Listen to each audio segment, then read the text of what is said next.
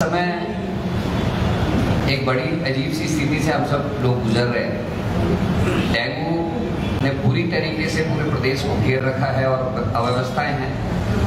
हालात इतने खराब है कि सरकार मृत्यु के आंकड़े भी छिपा रही है और इसमें साथ में लगे हुए जितने अस्पताल हैं, खासकर जिनको सरकारी अस्पताल कहा जाता है, उनकी स्थिति बड़ी दयनीय है। मैं एम्स हॉस्पिटल से रिलेटेड कुछ चीज़ें आप सबके सामने रख रहा हूँ। पहले भी बहुत सारे विवाद हुए, सीबीआई की जांच बैठी, लोगों के ऊपर मुकदमे भी दर्ज हुए, जिसमें कंकाल और हड्डी खरीद का मामला भी है।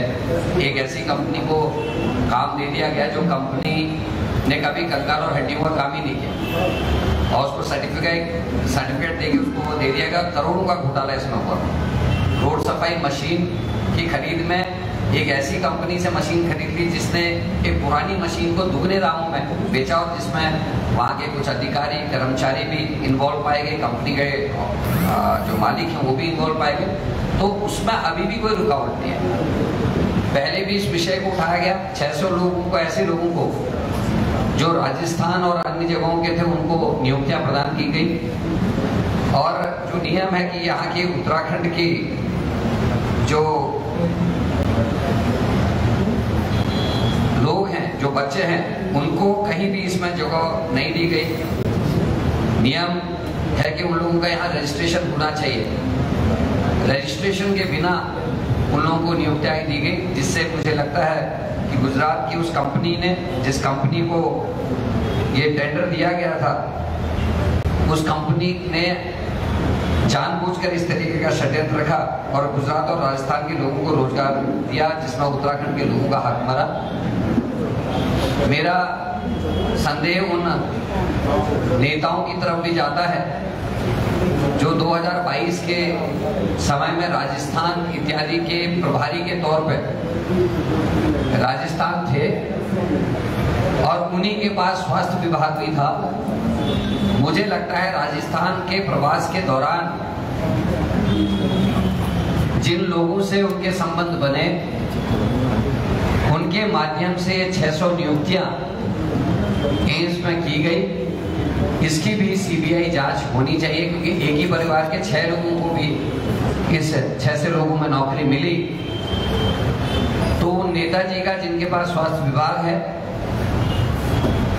और उनके किन लोगों से संबंध राजस्थान में बने, कहीं कोई राजस्थान का हाकिम सिंह इसमें इन्वॉल्व तो नहीं है।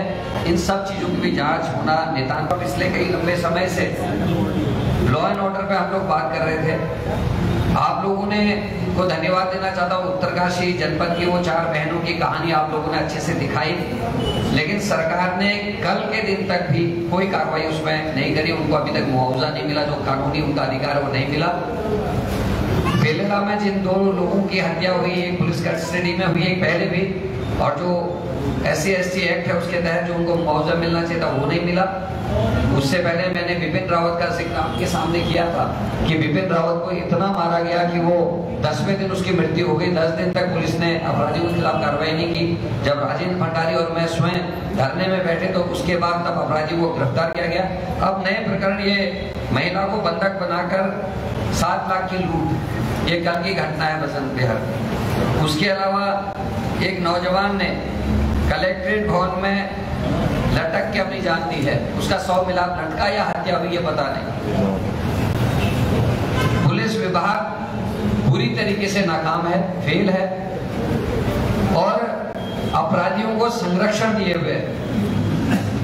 अभी तक अंसल वैली में जिसके घर में आक्रमण हुआ, जिसकी दीवार तोड़ी गई, उसके ऊपर तो मुकदमा दर्ज करा गया 307 का, लेकिन वो अपराधी, वो वार्ड मेंबर्स जो उसमें 4 शामिल थे, उसमें जो अपराधी शामिल थे, उनके खिलाफ पुलिस ने एक कदम बढ़कर भी कोई कार्रवाई नहीं करी।